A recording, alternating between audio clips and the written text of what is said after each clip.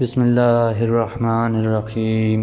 شروع کرتا ہوں اللہ تعالیٰ کے نام کے ساتھ جو بڑا مہربان نہایت رحم کرنے والا ہے۔ حضرت ابو ہریرہ رضی اللہ عنہ کہتے ہیں کہ رسول اللہ صلی اللہ علیہ وآلہ وسلم نے فرمایا، جس نے لوگوں سے مال بڑھانے کے لیے مانگا تو وہ جہنم کے انگارے مانگتا ہے، چاہے اب وہ زیادہ مانگے یا کم مانگے۔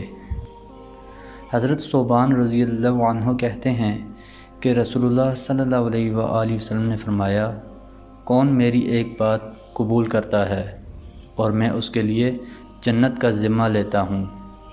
میں نے عرض کیا، میں قبول کرتا ہوں۔ آپ صلی اللہ علیہ وآلہ وسلم نے فرمایا، لوگوں سے کوئی چیز مت مانگو۔ چنانچہ ثوبان رضی اللہ عنہ جب سواری پر ہوتے اور ان کا کوڑا نیچے گر جاتا تو کسی سے یوں نہ کہتے کہ میرا کوڑا اٹھا دو، بلکہ خود اتر کر اٹھاتے۔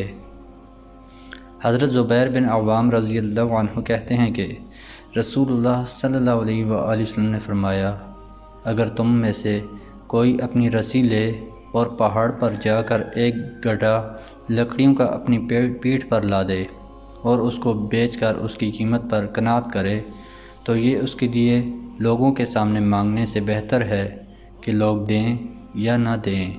حضرت ابو ہریرہ رضی اللہ عنہ نے بیان کیا کہ میں نے رسول اللہ صلی اللہ علیہ وآلہ وسلم سے سنا، آپ صلی اللہ علیہ وآلہ وسلم رمضان کے فضائل بیان فرما رہے تھے کہ جو شخص بھی اس میں ایمان اور نیت اجر و ثواب کے ساتھ رات میں نماز کے لیے کھڑا ہو، اس کے اگلے تمام گناہ معاف کر دیے جائیں گے۔ ہم سے اسماعیل بن ابی اویس نے بیان کیا، کہا کہ مجھ سے امام مالک رحمہ اللہ نے بیان کیا، ان سے سعید مقبری نے، ان سے ابو سلمہ بن عبد الرحمن نے کہ انہوں نے عائشہ رضی اللہ عنہا سے پوچھا کہ رسول اللہ صلی اللہ علیہ وآلہ وسلم تراویح یا تہجد کی نماز رمضان میں کتنی رکعتیں پڑھتے تھے؟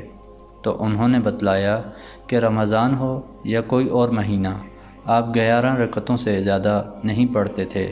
آپ صلی اللہ علیہ وآلہ وسلم پہلی 4 رکعت پڑھتے، تم ان کے حسن و خوبی اور طول کا حال نہ پوچھو، پھر 4 رکعت پڑھتے، ان کے بھی حسن و خوبی اور طول کا حال نہ پوچھو، آخر میں 3 رکعت وتر پڑھتے تھے۔